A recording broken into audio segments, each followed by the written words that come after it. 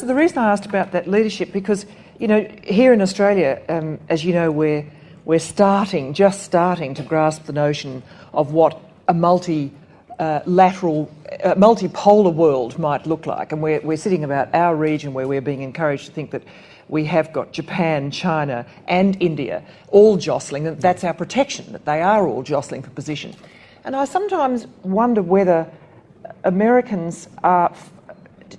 their imagination is limited in terms of genuinely imagining a really viable multipolar world once more. You know, that unipolar moment, and I'm really keen to know what both of you might think, whether that was something that Americans really relished, or whether the wise ones said, well, look, this is both a burden and a joy. And I wonder how you I'd like to make 2 points on that. The first is that multinational enterprises have become much more like networked organizations. The management and control of large enterprises like General Electric and DuPont and all the ones we think of today is much more decentralized, and there's much more participation by management in each country. And so there's an acceptance, certainly, at the head of those large companies that it is a multipolar world. They're looking for inputs, they're looking for technology, they're looking for ideas throughout their system.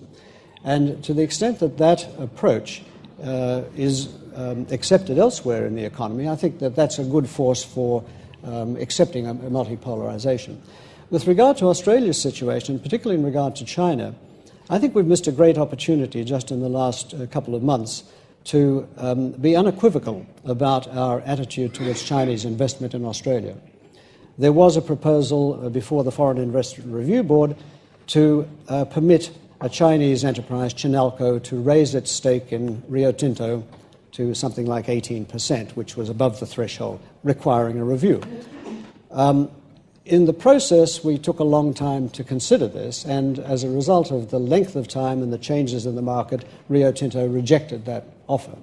Now, my view is that we should have a policy towards foreign investment from China which is welcoming. There are controls and conditions we can attach. We can look for better reciprocity. But unfortunately, the debate here has been marked by a kind of fear and antagonism which I think is totally inappropriate for our major trading partner.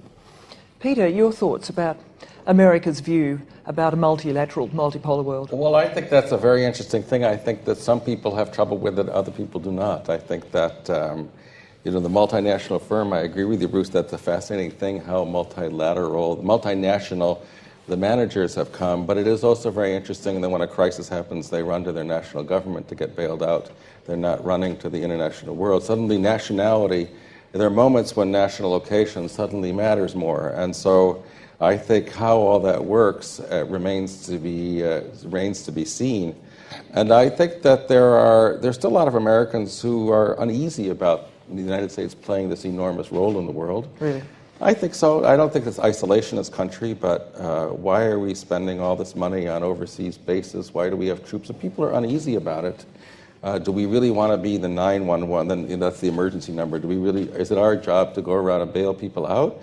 I think that solve all the problems in the world. I think there are quite a lot of people who are uneasy about it, and that's not a left-right thing. Left, center, and right, there are people who are not sure. What should American service people be sent abroad to get killed for is still, troublesome.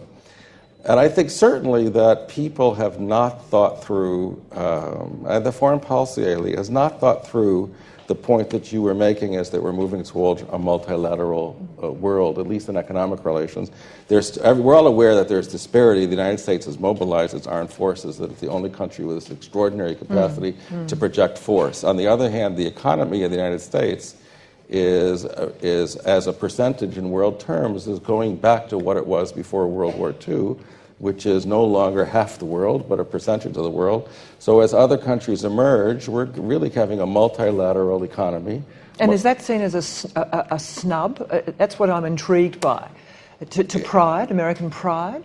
I mean, not to me. I don't, no, I don't. I'm not interested in this idea that we have to be number one, but I think there are a lot of people who do think that we have to be. A lot of people I think there are a lot of Americans, and again, I think this cuts through foreign policy and business and finance circles, it's not a matter of left versus right, who take the attitude, well, in order for there to be a stable economic world, there has to be a hegemon. This is an old battle, right?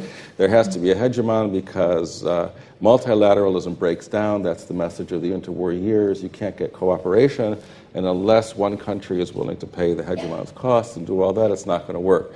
That's a powerful set of ideas. A lot of people believe in that set of ideas, and so there are a lot of people who are very worried about what happens in global terms if the United States is no longer unilaterally to decide and determine on monetary policy. I think the next panel will probably raise some of these issues, but I think that's troublesome. I think a lot of people haven't internalized what does it really mean in terms of policy making that the United States cannot unilaterally decide on financial and other economic relations. It has to make deals and bargains. That's very much my sense that the US hasn't quite grasped right. how much things have shifted, and in we're, a way, we're like the UK a year before Suez. You know? Well, what a very interesting Finally, analogy. it dawned on them. You know, well, maybe this is our Suez, but I don't know whether that's really thought through. Well, it's particularly pertinent in Australia because, you know, the great sort of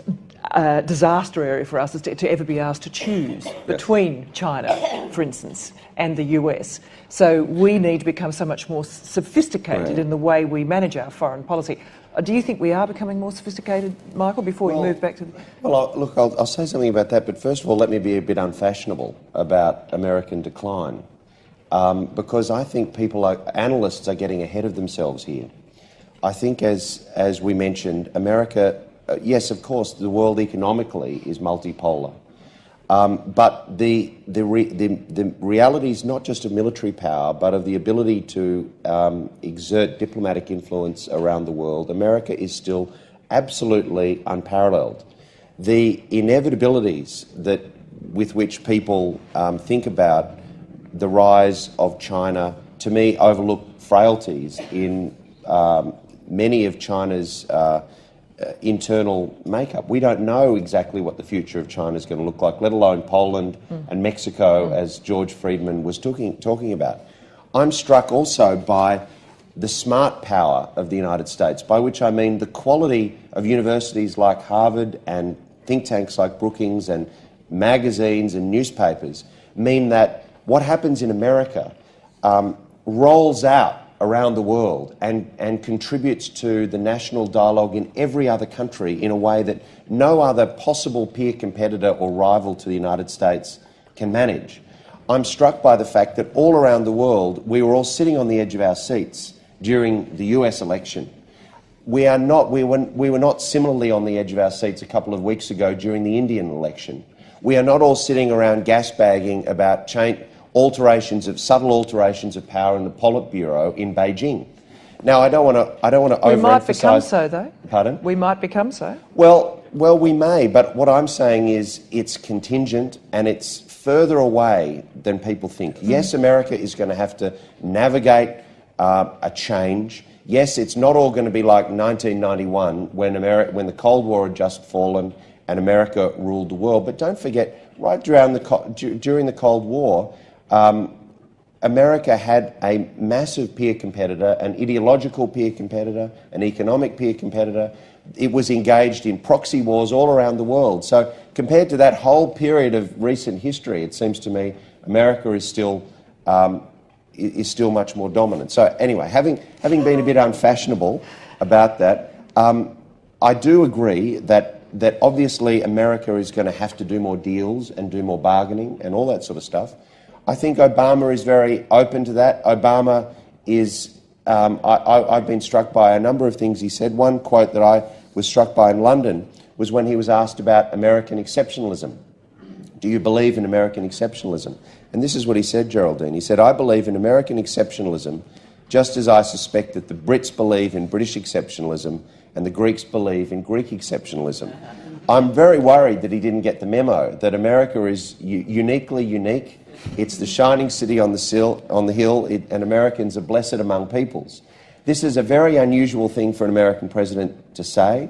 It says to me that although I think American leadership is hardwired in the Washington elite. I think he understands that naturally the world is changing and he has to tack with that wind.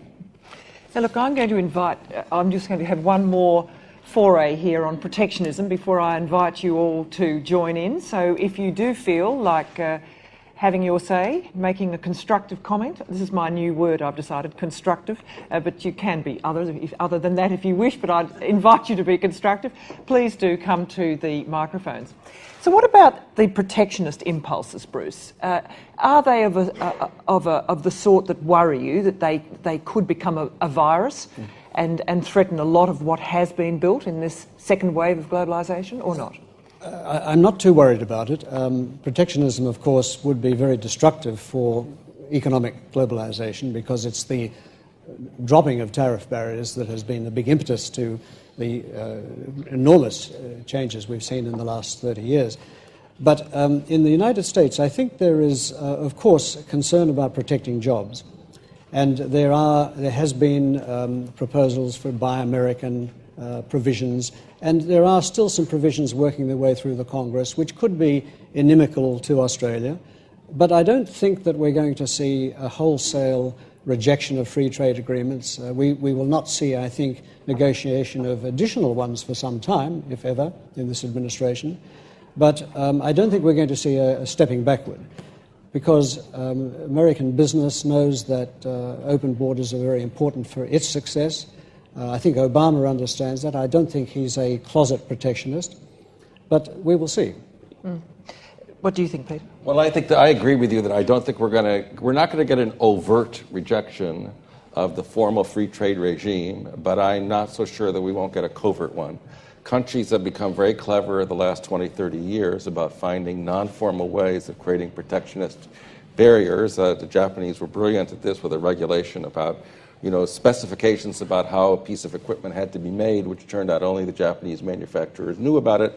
These don't violate any agreement. Japan had for many years the lowest tariffs in the world, but it had lots of trade barriers. There are lots of clever ways of doing this, and one of them is to subsidize industries that are going bankrupt. That's a form of protectionism. The United States and Europe remain screamingly outrageous in supporting agricultural subsidies, which then, we sign NAFTA with Mexico and then flood these very poor economies with subsidized grain things. So there's a lot of other things you can do, and I have a lot of fear that they're doing it. My friends who live in places like the Midwest, when I asked them what did they think about bailing out the auto industry in the fall, they, look, we helped put the guy in office. We desperately need this. Without the auto industry, our states are in trouble. In California, when I asked my friends that question, auto industry, they're no good. They don't make good cars. Why should we support them? So there's a lot of regional differences. California is a pretty safe state. The Midwest is a lot of swing states. There's a lot of anxiety about jobs and preserving them.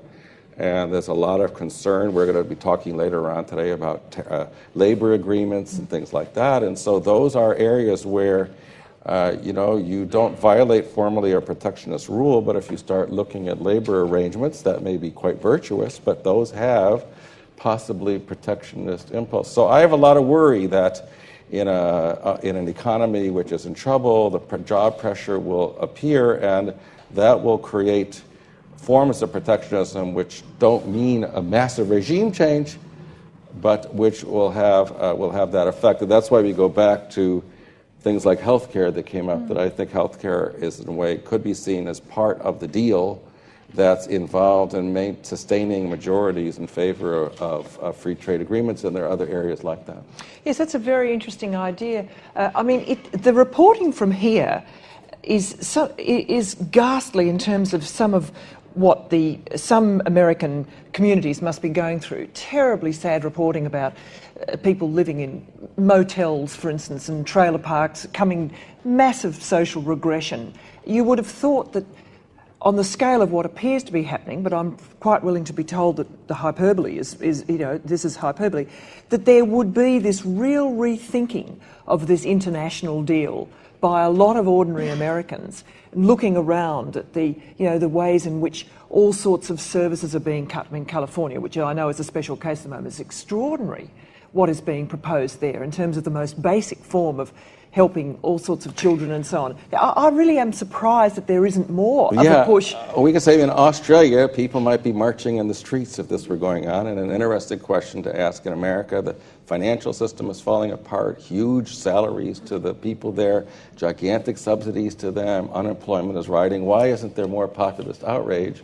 Is an interesting question for which I have no very... Is everyone in shock at the moment? And is that one of the things that Obama will have to face? That at the moment everybody is just battening down. But if this continues for a good 2 or 3 years, might he not face all sorts of pressure? No, I think he will, and I think I think that's the case. And I think that in a way you could say that the populist outrage is up for grabs in the sense that it can be channeled in quite different directions. So what you're seeing is maneuvering. Rush Limbaugh maneuvers to capture the populist outrage in a conservative direction. Other people wanted to go in a left direction, and it is up for grabs. There was a book that made the rounds a lot in the United States, What's the Matter with Kansas? You may have No, I haven't seen it. Oh, that was fascinating. It was essentially, to summarize, the guy's theme was, here's Kansas where things are getting worse and worse and worse and worse, and people need help, and then the Republicans campaign against gays and for God and against abortion, and these people losing their jobs vote for the Republicans. So he treats it as false consciousness. Why are they not voting their pocketbook in another way? Well, it's a fascinating debate about what do people really vote? Do they vote their pocketbook, or are there some other set of ideas or whatever? And he posits it against a period in the late 19th century when Kansas and that part of the country was the epicenter of the great populist outrage. William Jennings Bryan, there's a very famous speech, "Thou shalt not crucify mankind on a cross of gold." He made that speech without a microphone at the Democratic Convention of 1896 in an enormous auditorium, and he had an enormous voice, and he could be heard, and he won the Democratic nomination on that speech, which was an attack upon the gold interests of the East Coast that was keeping money values high. And so, where is it now, Susie? Well, that's the theme of the book, is where was his populist outrage? And I was outraged at the guy who wrote the book because I thought he never mentioned the economic foundations he never mentions William Jennings Bryan's and the Cross of Gold. He never explains the economic foundations of the populist religion. His theme is that William Jennings Bryan was a very religious man. You know, William Jennings Bryan is the same guy who was at the Scopes trial of the 1920s who defended the Bible against... So that's the very same person. He was a populist leader, but he was a very religious guy. And so this book is about how come populism has moved to the right and been blended with right-wing religion. And it's a fascinating book, but he never, in my view, as a political economy professor, explains the political economy of the populist outrage of the late 19th century, which was resentment against Eastern money. The small property owners who resented Eastern money, I think you've heard of that story in Australia, you know that game. The geography is different, it's south rather than east, but he doesn't mention it. And so that is a very fascinating... So I think that the populism is there, the resentment against the rich. Why are we bailing out all these guys who brought about ruin? It's all there, but it's not clear how to direct it politically. It's sort of up for grabs.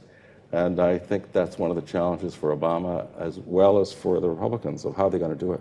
Bruce? I don't want to disagree with anything that's been said, but one of the things we tend to forget is that the competitiveness and the ability to provide jobs in the United States is also very directly related to the exchange rate. And one of the curious anomalies of this crisis is that although the United States has had enormous balance of payments deficits for a long time, and while the exchange rate should adjust downward in order to compensate for that, it has not done so. And so particularly in relation to China, the US has been trying to jawbone China into letting the renminbi rise, which would, of course, immediately affect the competitiveness of their exports to the United States and help to replace some of those jobs. So that's a big issue, and it's a very difficult one to answer because, of course, the US is being seen by China as hectoring it and forcing it to do things and focus more internally than it really wanted to do. So just that notion, if Peter's right and that this populism is up for grabs, Bruce, I just wonder that paradigm shift towards big government, which people are alleging it is the end of the Reagan era and we are moving, and whether in fact it is exactly what Barack Obama would have liked to do anyway, or whether it's something he's being forced to do. How durable do you think that move is? I'm not sure if I'm the best person to try this, but I think one of the consequences of what we've seen, particularly government intervention, is going to be a rising proportion of government spending to total GNP in the US. And in fact, in 5 years, it will be very comparable to spending in Europe, possibly even exceeding it. And there's been great criticism of Europe by American commentators over the years of its failure to create jobs, its inability to avoid the dead hand of government. So that's a risk for the United States. I can't predict how that will be resolved, but I do believe very strongly in the resilience of the American system and the American economy. And I believe once the US gets past this next few years of very great difficulty, and once there's some readjustment or realignment of exchange rates, I think we'll see government perhaps taking a somewhat lower profile, but it'll take a long time for that to happen. Michael? Well, just one thing. I mean, you started this question about the movement back to protectionism and what sort of pressures will Obama be under. But one of the interesting questions is, what does Obama himself think about trade and what does he think about protectionism? And during the campaign, he said that he wanted to renegotiate NAFTA, and he criticised various bilateral free trade agreements and so on. I always found it very difficult to believe that Obama was a protectionist in his heart. That seemed to me that in light of his preference for multilateralism, his comfort with globalisation, if you read either of his books, he's clearly into globalisation, he understands its effects. His sort of cerebral approach to public policy always made me doubt that deep in his heart he's a protectionist. I don't say he's a true believer in free trade in the way that someone like John McCain is, and we don't know what risks Obama will take for free trade. And, you know, if there are protectionist pressures building up and he feels he has to make compromises on free trade in order to get other things through Congress, he may well do that. But I happen to think that he believes in free trade, and so I think personally he's quite resistant to protectionism. And I think you've seen, since he's been elected, he's toned down the rhetoric. He hasn't renegotiated NAFTA. They're moving ahead on Doha, they're moving ahead with bilateral free trade agreements. So far, I think he's more of a free trader than a protectionist. Now, you're all being very coy here and not coming up to my... Oh, you ready? Yes, please, do come to it. Oh, they've moved the mics. That's why I couldn't see people were there. Yes, do go ahead.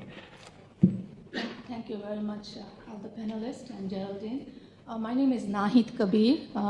Can you hear me? Yes. Just move it a bit closer to you. Thanks, all the panelists and Geraldine. My name is Nahid Kabir, and I'm the author of Muslims in Australia, and I'll be joining the Center for Middle Eastern Studies at the Harvard University in August. Looking forward to it. My question is directed to Michael.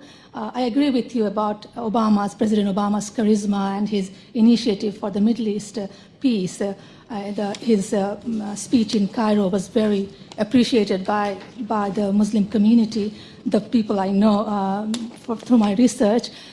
And as you said, his middle name makes a difference, Hussein. So it's the Middle East peace, the Palestinian-Israeli. Do you think it is ambitious or is it doable? And Israel is facing a bit of pressure, but how about Palestinians? Would they be willing to shake hands? For example, Hamas is very popular in Palestine, and so, for example, the Hamas leader, can you foresee whether there will be a chance through Obama's foreign policy, the leader of Hamas leader shaking hand with Netanyahu? Thank you. Well, look, all the hard policy work is still to be done. And if I have to say that if you take, I'm a historian by training, and if you look at recent history, it's hard to be too optimistic about it. The Israelis and Palestinians have been close to a deal a couple of times in the last 15 years when the circumstances were much more congenial than they are now. You now have a situation where Hamas is in control of Gaza, where they don't recognise Israel's right to exist. You have a right-wing government in Israel rather than a Labor government. So that's all the bad news. The good news is that you have a president of the United States who's engaged, who has some unique credibility and legitimacy to bring to bear. He has indicated that he will be active on it from day one, as opposed to the Bush administration, which let it run its course for the first 6 years or so before becoming engaged towards the end. So those are the positive things. I mean, Obama said this in his Cairo speech, which I was quite struck by. He said, "The two-state solution is in Israel's interest, Palestine's interest, America's interest, and the world's interest, and that is why I intend to personally pursue this outcome with all the patience and dedication that the task requires." It will certainly require the patience of Job and the determination of the dedication of Samson. He's got both of those, but in my heart of hearts, am I optimistic about it? I can't, as a historian, say that I look at these circumstances and say I'm optimistic about it. Yes, sir. Hi, Adam Graycar from Rutgers University in New Jersey. Living as I do in the northeast, in an area that's very supportive of Obama, and it's absolutely exhilarating to see the laying out of the strategy, the very careful articulation of policy and the systematic way of outlining it. But there are a couple of risks, and I'd just like you to comment on a couple of risks that I see. There's a sort of a risk of capacity and a risk of willingness. The capacity question is, do you think the civil service that needs to support Obama in implementing what he has to implement has the skills to do it? In the past, American civil servants have not been seen as, the top of the tree, and my dealings with people in Washington make me feel that, they're not as good as people in Canberra or in London or Paris or wherever. So it's, he's got all the ideas, but will he get the policy support and the implementation? And the second thing is the vast bulk of the population, will they support him? Let me give you one little example. I have an architect, a friend, who is very Obama supporting, very liberal. And we were talking about lighting, and in a throwaway line, I said to him, in Australia you can't put incandescent lights into new buildings. And he said, I applaud the sentiment, but I bitterly resent any suggestion that the federal government's going to tell me what sort of light bulbs I can use. Now, when you start to look at that in terms of America's profligate energy use and all the other issues, the articulation of the interest is there from Obama. It's the capacity of the public service to deal with it and the willingness of the vast bulk of the population to use the light bulbs that Obama tells them to use. Thank you, Adam. Peter. Well, I'm more worried about the second than the first in a way. I think that this theme that the American system doesn't have a highly trained civil service compared to the other countries is an interesting one, but it seems to me we have repeated examples in American history is when you need to create a staff, you can do it. World War II, World War I, the Depression. I think it's doable, and one of the things of the American system is it's very open. You could appoint people from the outside, which is not hard to do. I actually think it's a vice. One of the reasons Americans complain about money in politics, one of the reasons that there's so much money in politics is because there's so many appointments to be made, and you make them to the people who give you the money. So if you want to stop the money tree, create a professional civil service to stop appointing people. That's not going to happen. But I'm less worried about him being able to find people to do things. I think he can do it. The one that does worry me greatly is the second point you made, is that what will the public really support? How far will they go? They're all in favor of energy efficiency until gas prices go up. So they reject some solutions that we might find effective and pragmatic. They want health care reform until a particular bill is put on the table. They want the budget balance until they think that means more taxes. So I think those are huge. Mobilizing the public to support what you want to do, that is the fundamental challenge to everything that he wants to do and to all the solutions, and that is the biggest challenge he has.